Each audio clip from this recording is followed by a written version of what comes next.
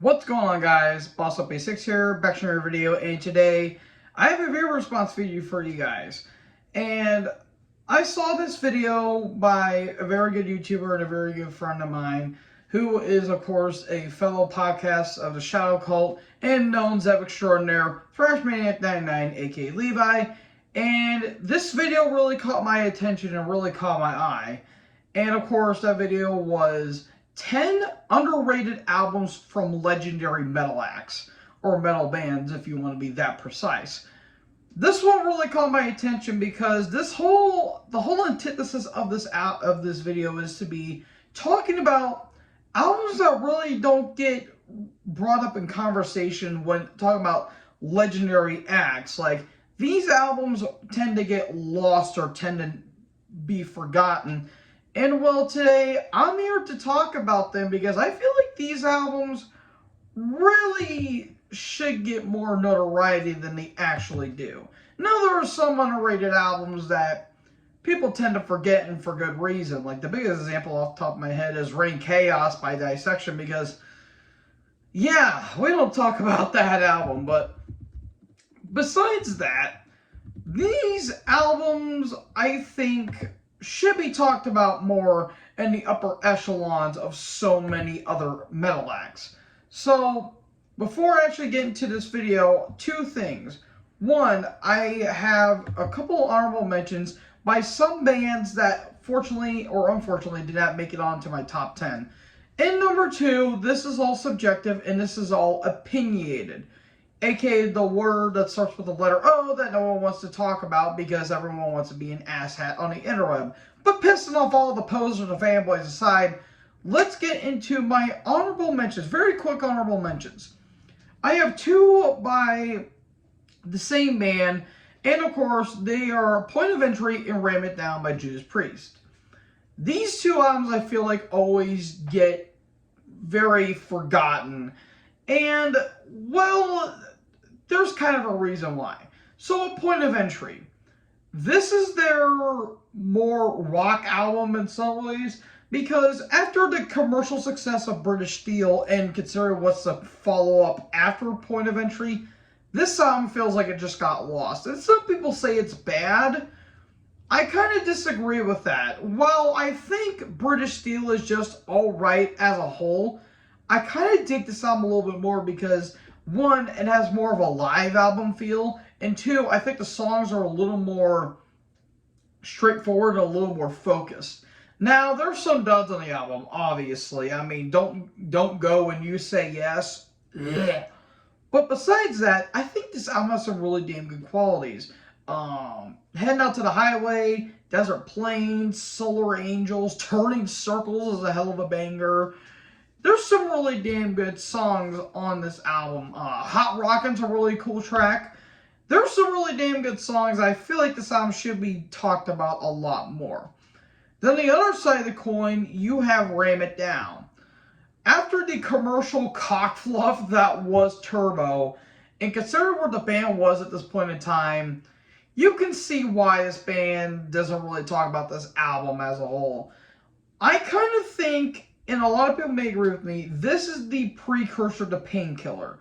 They were almost perfecting it, but what they got with Painkiller, they perfected the sound that they tried to get on this album. This album, I think, is really underrated and criminally undermentioned. But there's one album I think that gets way talked about less, and I defend the album to my dying breath. But to say this album is bad, that's not really fair. There's some really damn good songs, but the obvious elephant in the room is the drum machine. Dave Holland left around this point, and they didn't have a drummer. And eventually they would get formerly of Racer X, Scott Travis. And yeah, that worked out in the end. But for here, they didn't get the drum machine. Not to mention, production is a little thin on this album. But I really dig the songs like Heavy Metal, the title track, Blood Red Skies, one of the best pre-songs, despite the obvious drum machine. I'm going to probably irritate a little bit of people. I kind of like their cover of Johnny B. Good, even though it's very cheesy and corny as hell. But Monsters of Rock, I'm a Rocker. There's some really damn good songs on this album.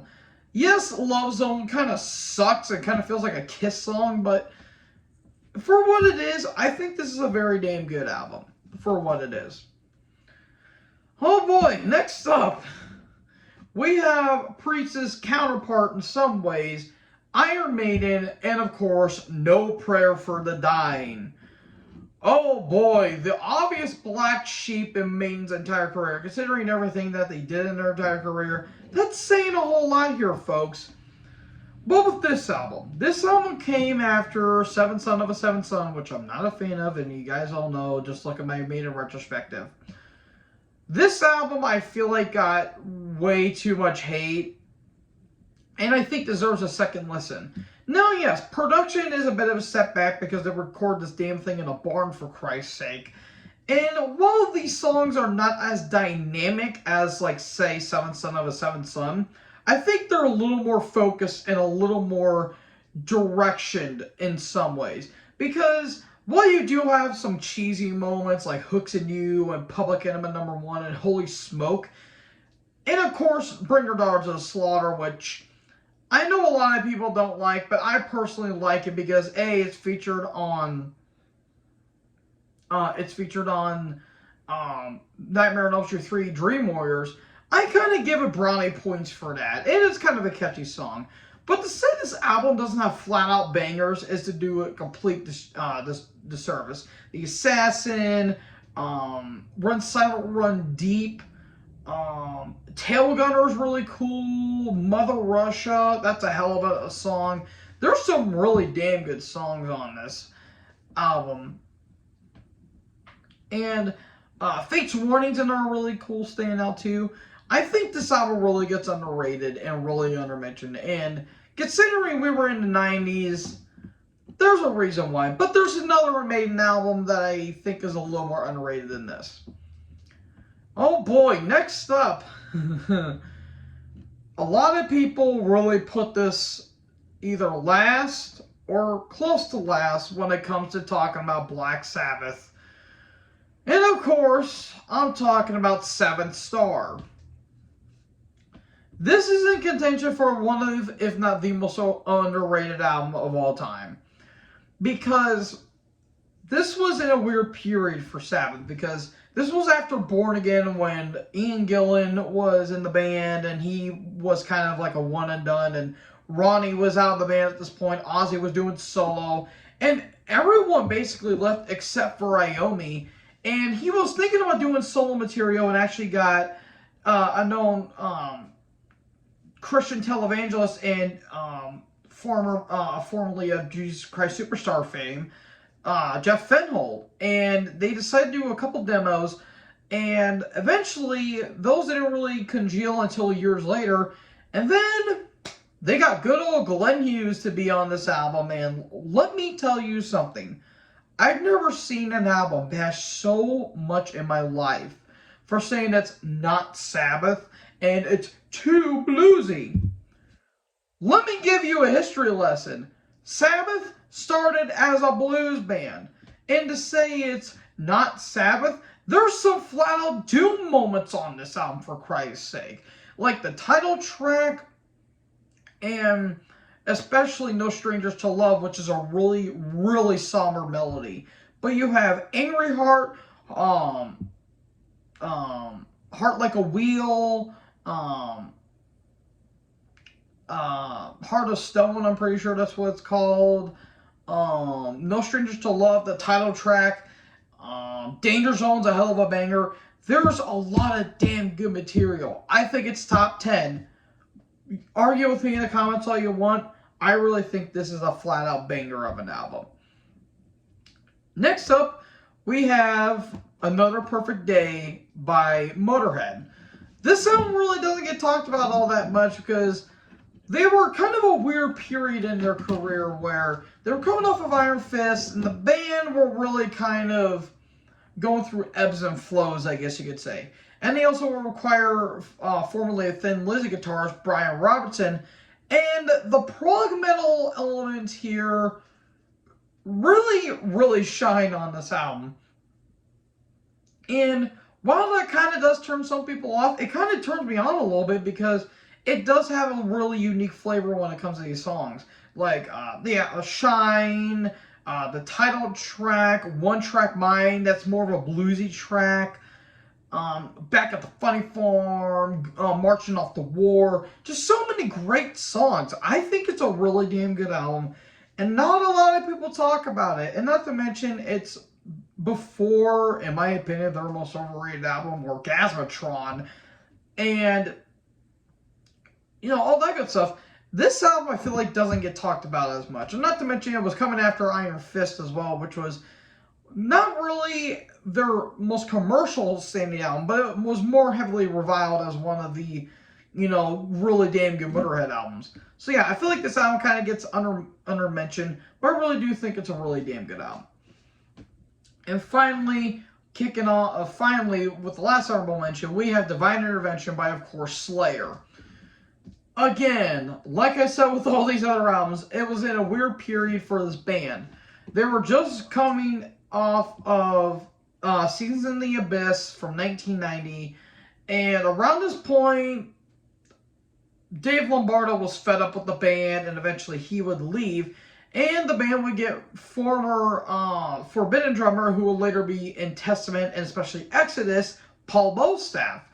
And Paul really does damn good on this album, essentially with the first song, Killing Fields. This album doesn't get talked about as much, mainly because it's like, well, it was the early 90s and thrash was really on its way out.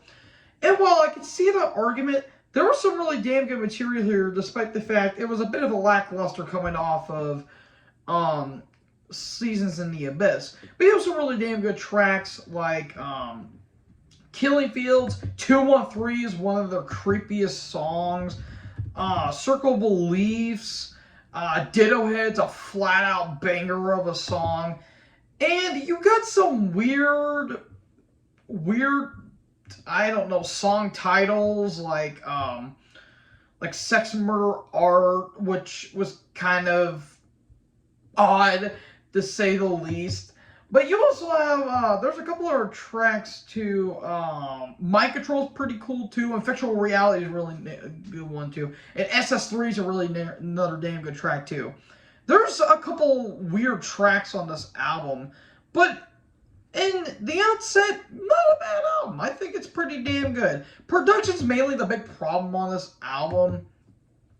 Because the production seemed a little thin and seemed a little gainy, kind of like black metal in a way. But as it is, I think it's pretty damn good. I feel like it's really, really, really, really damn good. So, with that being said, let's get into my top 10, or not my top 10, just my 10 albums. And I ain't gonna go too far with these albums because I've talked about these before. But let's start with the first one. I know a lot of people have really, really, really tired of me saying how underrated this album is. And in my opinion, the most underrated album of all time. Of course, I'm talking about Jugulator by Judas Priest. Yes, I know a lot of people are tired of me talking about this album, talking about how great this album is. I'm hearing a lot of people say it's either fine or it's not good at all. I'm here to hopefully change your mind, and if I don't, well, at least I went down trying. This album is so damn good. I re-listening to it again, I think it's still my second favorite Priest album, but I'm kind of a fool for saying that it's the best Priest album and my personal favorite.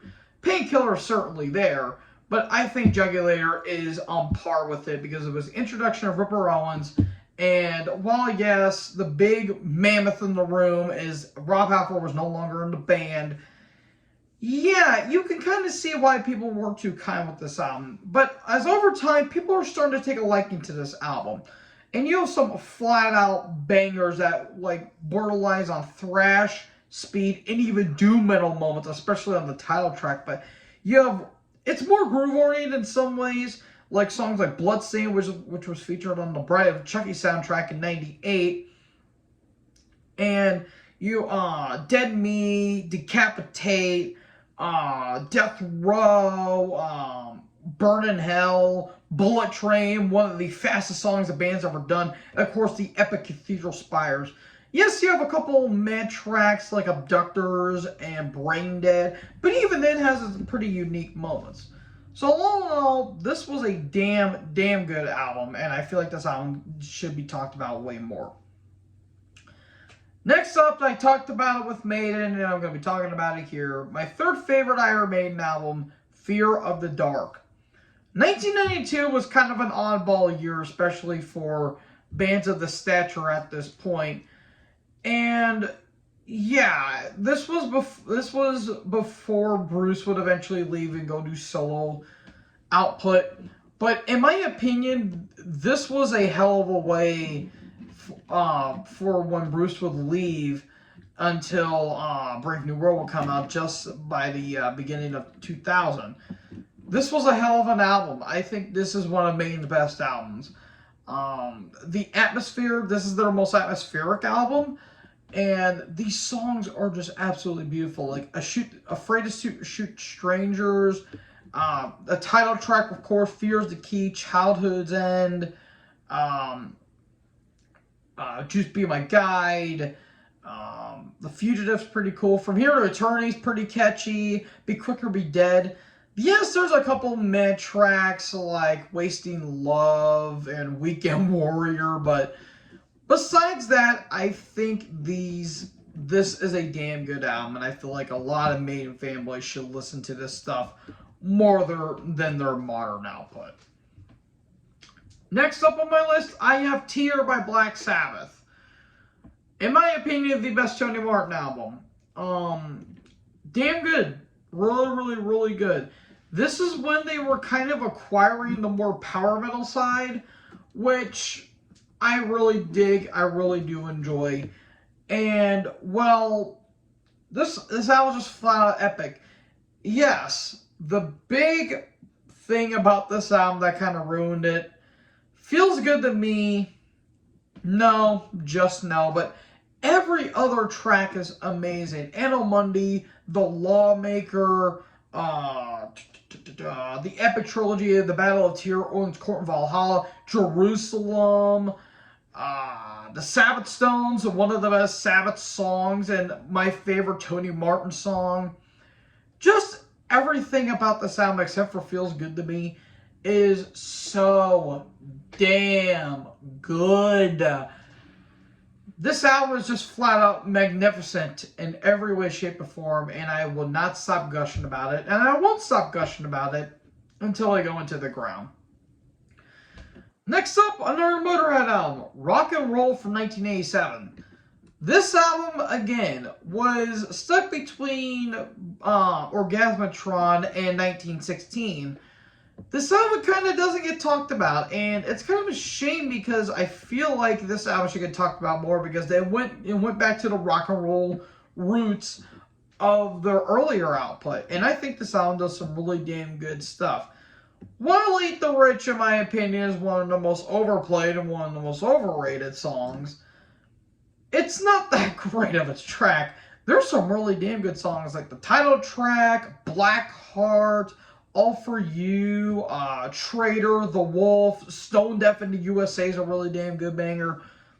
Really strong album. Really damn good. I feel like this album should be talked about a little bit more, but as it is, really solid for what it was. So now that we're out of the traditional heavy metal, we're going to go into the thrash metal roots here.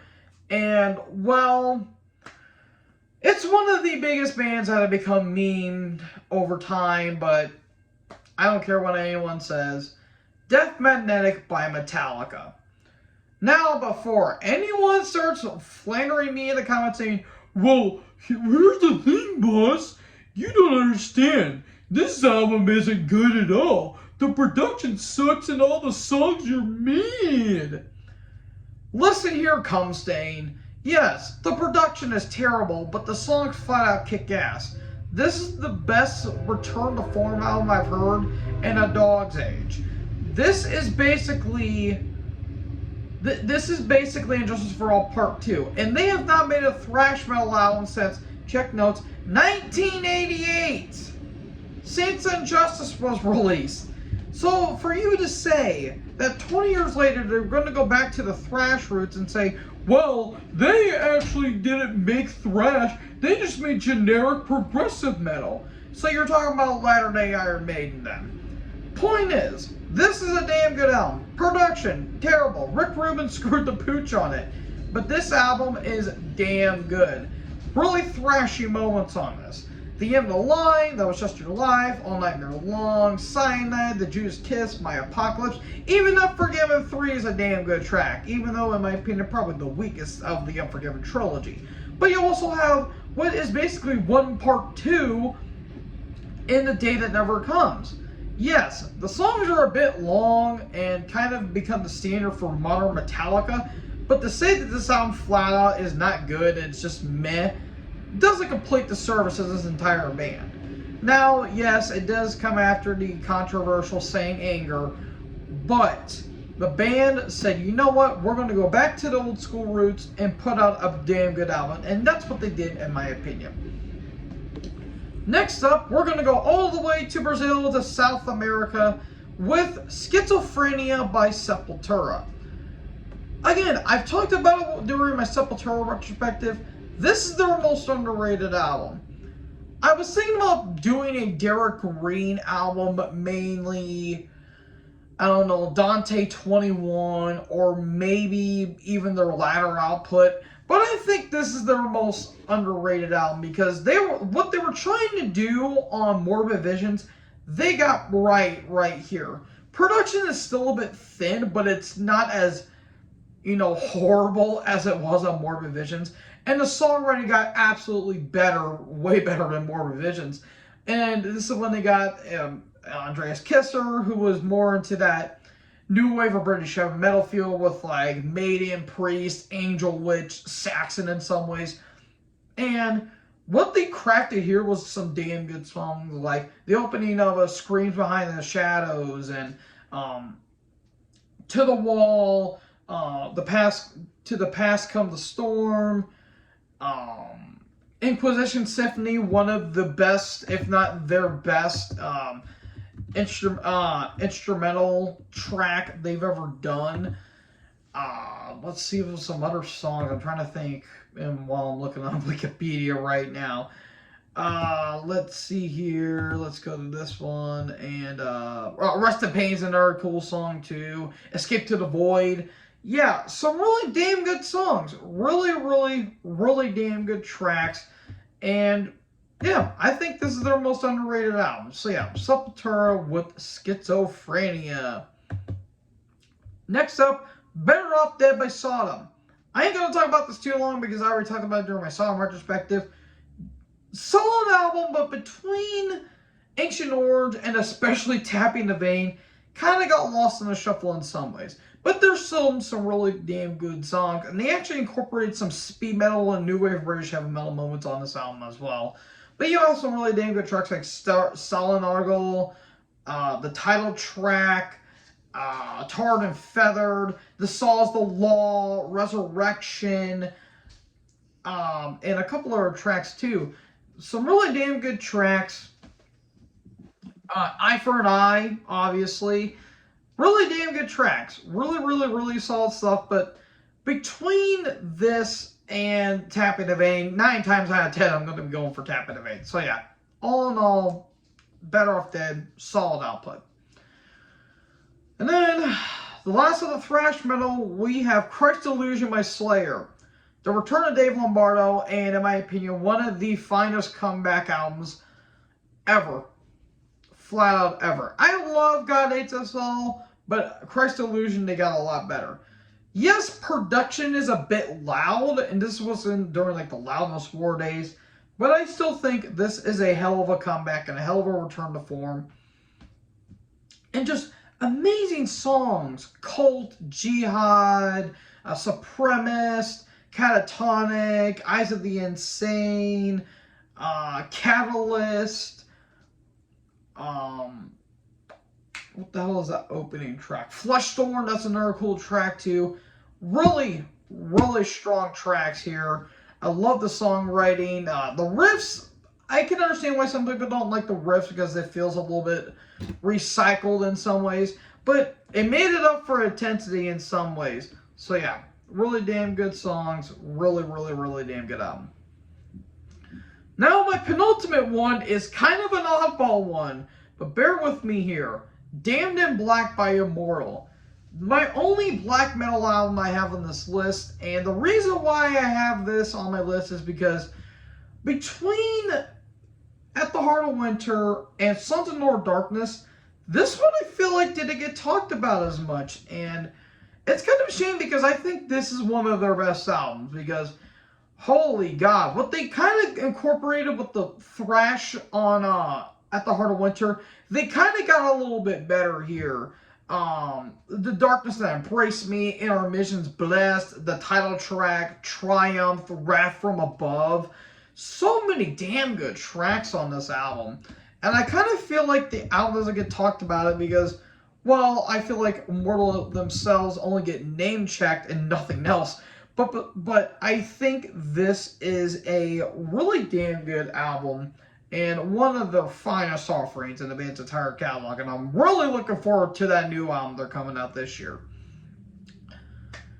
And then finally, we have the final album on my list. And that, of course, is my only power metal album. From, in my opinion, the best power metal band of all time, Iced Earth, with The Glorious Burden. I start off the list with Ripper Owens, and I'm ending my list with the Ripper Owens. This album is phenomenal. And for everyone, every political aspect saying, well, it's mainly talking about how good America is, and it's for all the patriotic and, you know, right wing and all the Make America Great Again and all the Trumpers and all that stuff. Here's the thing. I don't think America was talking about Attila the Hun or Red Baron song for that. Yes, there are a couple tracks that do talk about American history. But that's the thing. It's about history. It ain't talking about how great America is. It's talking about every other... It's talking about every other history that is going on into this. Like it talks about 9/11. It talks about World War I, the Revolutionary War, Waterloo, Declaration of Independence, and of course the classic Battle of Gettysburg. Not to mention there's an Attila the Hun song on there, for Christ's sake. So yeah, for all of you patriotic narcissists want to talk about it's only about, you know, so-and-so, get your head out of your ass. It's not mainly talking about America. So that little rant aside, this is one of the finest performances out of any metal band, period. This is absolutely glorious. Pun certainly unintended, because you have Declaration Day, When the Eagle Cries, The Reckoning, Greenface, Attila, Red Baron Blue Max, Waterloo's pretty damn good, and of course the classic Gettysburg trilogy, Devil to Pay, Hold at All Costs, High Watermark, just so many damn good songs. And not to mention, Matt Barlow's fingerprints were kind of on this album too. And I recently found out during an interview that Ripper Owens did, he was actually doing this while he was still in Priest at this time. But once the rumblings of Rob Halford coming back to the band were coming to a fold, they were like, okay, Ripper, you go do Iced Earth, we're going to have Rob back. And everyone's going to be all right in it. So yeah, really damn good album. I feel like this album should be talked about a little bit more. But we really can't have nice things in this world, can we? So that is it, folks. I know I've been going on for about a half hour with this video, but I wanted to do something to make up for it because I won't be reviewing SmackDown night because I'm going to be doing stuff with family. But besides the point, thank you guys so much for watching this video. What are your guys' underrated albums? I'm very curious to see what you guys were going to say. So, with that being said, make sure you guys leave a like, leave a comment, tap that big red subscribe button, and tap the bell so when I upload, you all will be notified. Thank you guys so much for watching this video. Most importantly, join the herd. Talk guys next video. Peace out.